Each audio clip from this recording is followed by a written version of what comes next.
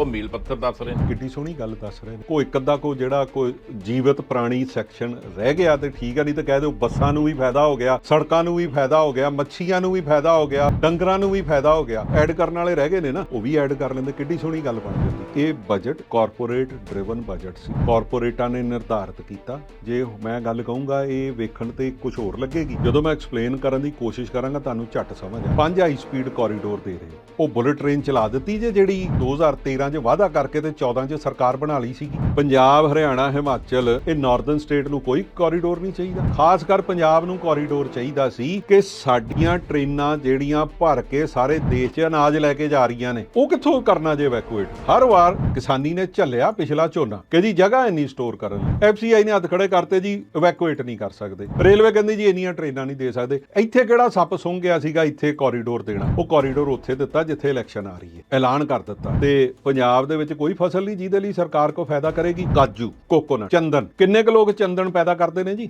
ਵਾਇਨਾਡ ਦੇ ਵਿੱਚ ਸਭ ਤੋਂ ਵੱਡਾ ਪੈਕੇਜ ਯੂਪੀਏ ਸਰਕਾਰ ਉਦੋਂ ਦੇ ਕੇ ਗਈ ਸੀ ਕੋਕੋਨਟ ਫਾਰਮਰ ਨੂੰ। ਜੇ ਹੁਣ ਉਹਨੂੰ ਧਿਆਨ ਨਾਲ ਲੈਂਸ ਲਾ ਕੇ ਵੇਖਣ ਦੀ ਜ਼ਰੂਰਤ ਨਹੀਂ। ਜੇ ਮੈਂ ਗੱਲ ਕਹੂੰਗਾ ਕੇਰਲਾ 'ਚ ਇਲੈਕਸ਼ਨ ਆ ਰਹੀ ਹੈ, ਤਾਮਿਲਨਾਡੂ 'ਚ ਇਲੈਕਸ਼ਨ ਆ ਰਹੀ ਹੈ, ਸਾਰੇ ਦੇਸ਼ ਦਾ ਫੋਕਸ ਉੱਥੇ ਚਲੇ ਗਿਆ। ਐਗਰੀਕਲਚਰ ਲਈ ਪਿਛਲੇ ਬਜਟ 'ਚ ਦੇਣਾ ਸੀ ਕਿਉਂਕਿ ਬਿਹਾਰ ਦਾ ਬਜਟ ਸੀਗਾ, ਉੱਥੇ ਮਖਾਣਾ ਬੋਰਡ ਦੇ ਦਿੱਤਾ।